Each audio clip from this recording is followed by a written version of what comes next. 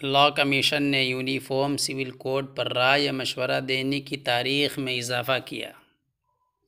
جن افراد نے کسی بنا پر اب تک رائے نہیں دی تھی وہ اس موقع کا ضرور فائدہ اٹھائیں۔ All India Muslim Personal Law Board, نئی دہلی، 15 جولائی 2023۔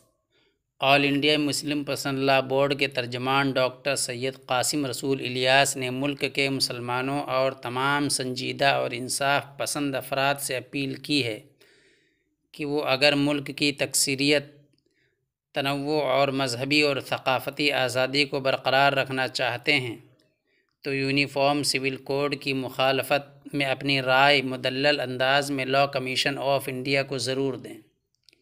اگر کسی وجہ سے وہ اب تک اپنی رائے یا مشورہ کمیشن کو نہ دے سکے ہوں تو ان کے لیے ایک خوشخبری یہ ہے کہ لاء کمیشن نے یونیفارم سول کوڈ پر رائے یا مشورہ دینے کی تاریخ میں توسیع کر دی ہے۔ اب 28 جولائی تک لوگ اپنا جواب داخل کر سکتے ہیں۔ All India Muslim Personal Law Board کی طرف سے ایک لنک جاری کی گئی تھی، آپ اس لنک کے ذریعے زیادہ سے زیادہ تعداد میں اپنی رائے بھیجیں اور اپنے متعلقین سے بھجوائیں۔ وہ لنک آپ حضرات کو ڈسکرپشن میں مل جائے گا۔ ترجمان بورڈ نے مزید کہا کہ لاء کمیشن کے ممبر سیکریٹری نے اپنے نوٹیفیکیشن میں کہا ہے کہ یو سی سی پر رائے دینے کے معاملے میں لوگوں کی دلچسپی اور شوق کو دیکھتے ہوئے نیز کئی افراد اور تنظیموں کے مطالبے پر رائے دینے کی تاریخ میں اضافہ کیا گیا ہے۔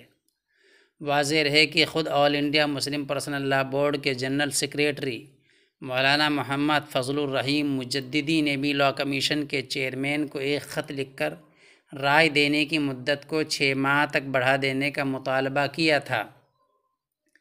اب چونکہ مزید 2 ہفتوں کا وقت بڑھا دیا گیا ہے تو ہمیں اس موقع سے فائدہ اٹھاتے ہوئے کوشش کرنی چاہیے کہ زیادہ سے زیادہ تنظیمیں اور افراد 28 جولائی تک اپنی رائے ضرور لاء کمیشن تک پہنچا دیں۔ لاء کمیشن کے نوٹیفیکیشن میں جہاں عام آدمی کو رائے دینے کی بات لکھی گئی ہے وہیں یہ بھی کہا گیا ہے کہ تنظیم، جماعت، سوسائٹی اور معزز شہریوں سے بھی درخواست ہے کہ رائے دیں۔ All India Muslim Personal Law Board کے درج ذیل لنک کو استعمال کر کے اداروں، جماعتوں اور شخصیات کی طرف سے رائے دی جاتی ہے۔ وہ لنک آپ کو ڈسکرپشن میں مل جائے گا، وہاں جا کر آپ لنک کو ٹچ کریں گے اور آپ جی میل اکاؤنٹ پر پہنچ جائیں گے۔ وہاں آپ سینڈ بٹن دبا کر اپنی رائے لاء کمیشن تک پہنچا سکتے ہیں۔ جاری کردہ ڈاکٹر محمد وقار الدین لطیفی، آفس سیکریٹری۔